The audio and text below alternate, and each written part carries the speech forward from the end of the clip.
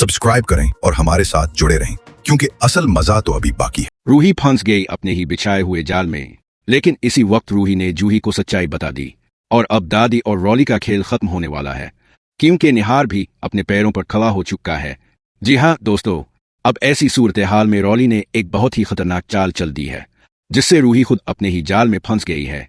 जब घर के तमाम अफराद मोस्ट वांटेड चोर का एक पोस्टर देखते हैं जिस पर रूही जैसा चेहरा होता है, तो सबके होश उड़ जाते हैं। इसी वक्त रॉली कहती है कि ये औरत रूही नहीं बल्कि बेबली कुमारी है, जो रूही की हम शक्ल है और घरों में भेस बदलकर चोरियां करती है। रॉली की ये बात सुनकर सब दंग रह जाते हैं और उन्हें लगने लगता है कि जो कैवेरी आया बनकर घर में आई है वो दरअसल चूर है। जब रूही खुद ये पोस्टर देखती है तो वो सदमे में आ जाती है। इसे फौरन समझ आ जाता है कि रॉली इसके बारे में सब कुछ जान चुकी है और अब वो चालाकी से रूही की असल पहचान छुपाने के लिए ये साजिश कर चुकी है, क्योंकि अगर रूही ने अब अपनी असलियत जाहिर की तो लोग इसे चूर बेबली कुमारी समझकर गिरफ्तार करवा देंगे। तब रूही फैसला करती है कि वो जूही को सारा सच बता दे, क्योंकि अकेला चलना अब मुमकिन नहीं रहा, इसे जूही का साथ चाहिए। इसी रात रूही छपकर जूही के कमरे में जाती है। जूही चौंक कर पूछती है, कवेरी मासी अब इतनी रात को? रूही कहती है, जूही मुझे तुमसे एक बहुत जरूरी बात करनी है। फिर वो दरवाजा अंदर से बंद कर देती है। जूही घबरा जाती है, मगर जैसे ही रूही अपना मेकअप और नकली बाल उतारती है तो इसका असली चेहरा सामने आ जाता है। जूही रोते हुए इसे गले लगा लेती है और कहती है, दीदी तुम कहाँ चली गई थी? मुझे के छोड़ दिया था। दोनों बहनें देर तक एक दूसरे के गले लगकर रोती हैं। इसके बाद रूही दादी, रॉली और सोनी की सारी सच्चाई बताती है।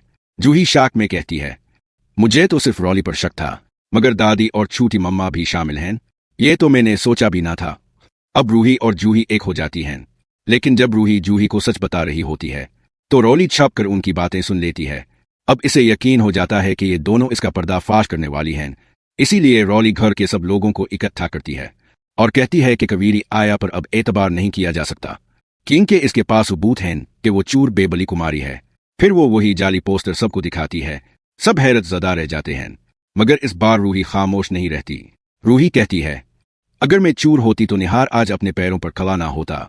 तब जूही बोल उठती है, ये मेरी बहन रूही है, अगर ये ना होती तो निहार जीजू कभी ठीक ना होते। इसी वक्त निहार खुद भी अपने पैरों पर खड़ा हो जाता है और सबके सामने आ जाता है। ये देखकर रॉली के होश अलिफा जाते हैं, क्योंकि निहार इसकी असलियत से वाकिफ है। निहार कहता है, मैं जानता हूं मेरी रूही कौन है और जिसने भी इसको बदनाम करने की कोशिश की है, इसका सच सबके सामने आएगा। ये सुनकर दादी और रॉली दोनों सकते में आ जाते हैं। दादी को अपने किए पर पछतावा होता है, लेकिन अब देर हो चुकी है। निहार कहता है, अब इस घर में आयूट और फरेब के लिए